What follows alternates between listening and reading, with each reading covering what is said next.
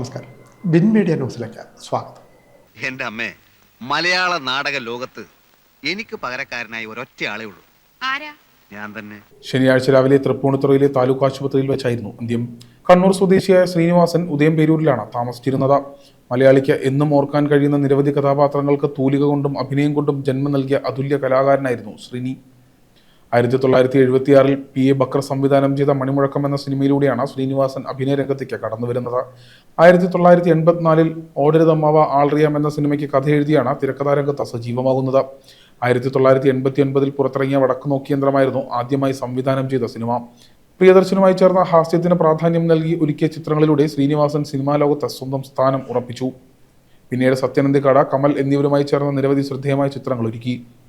സിനിമയുടെ വിവിധ മേഖലകളിലെല്ലാം സമാനതകളില്ലാത്ത തനതായ വ്യക്തിമുദ്ര പതിപ്പിച്ചു.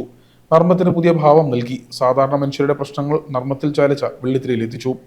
സാധാരണ സാമൂഹിക പ്രശ്നങ്ങളും കുറിക്കുകൊള്ളുന്ന സംഭാഷണങ്ങൾ കൊണ്ടും സിനിമയിൽ സന്ദർഭ പ്രാധാന്യം അവിസ്മരണീയമാക്കുക എന്നത് ശ്രീനിവാസന്റെ പ്രത്യേക ശൈലിയായിരുന്നു. Sanmanassullavarkku Samadhanam, T P Balagopalan M A, Gandhinagar second street, Azhakiya Ravanan, Nadodikkattu, Thalayanamanthram, Golanthara Vartha, Sandesham, ഉദയനാണ് താരം, ചമ്പക്കുളം തച്ചൻ, വരവേൽപ്പ്, ഉഴ എത്തുമുൻപേ, മറവത്തൂർ കനവ്, ഞാൻ പ്രകാശൻ, അയാൾ കഥ എഴുതുകയാണ്, കഥ പറയുമ്പോൾ തുടങ്ങി ശ്രദ്ധേയമായ നിരവധി ചിത്രങ്ങൾക്ക് തിരക്കഥയൊരുക്കി. 1991 പുറത്തിറങ്ങിയ ആക്ഷേപഹാസ്യ ചിത്രമായ സന്ദേശം സാമൂഹിക രാഷ്ട്രീയ മേഖലകളിൽ ഏറെ ചർച്ച ചെയ്യപ്പെട്ട സിനിമയാണ്.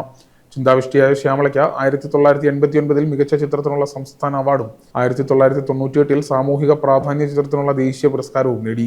98 തന്നെ മികച്ച ചിത്രത്തിനും സംവിധായകനുമുള്ള അവാർഡും ചിന്താവിഷ്ടിയായ ശ്യാമളയ്ക്ക് ലഭിച്ചു.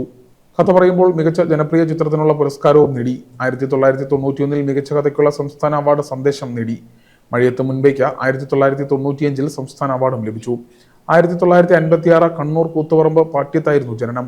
പിതാവ് ഉണ്ണി സ്കൂൾ അധ്യാപകനും അറിയപ്പെടുന്ന കമ്മ്യൂണിസ്റ്റുകാരനുമായിരുന്നു. വീട്ടമ്മയായ ലക്ഷ്മിയായിരുന്നു മാതാവ്.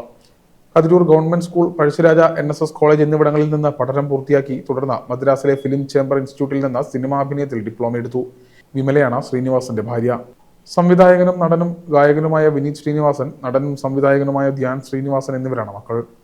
News desk, win media.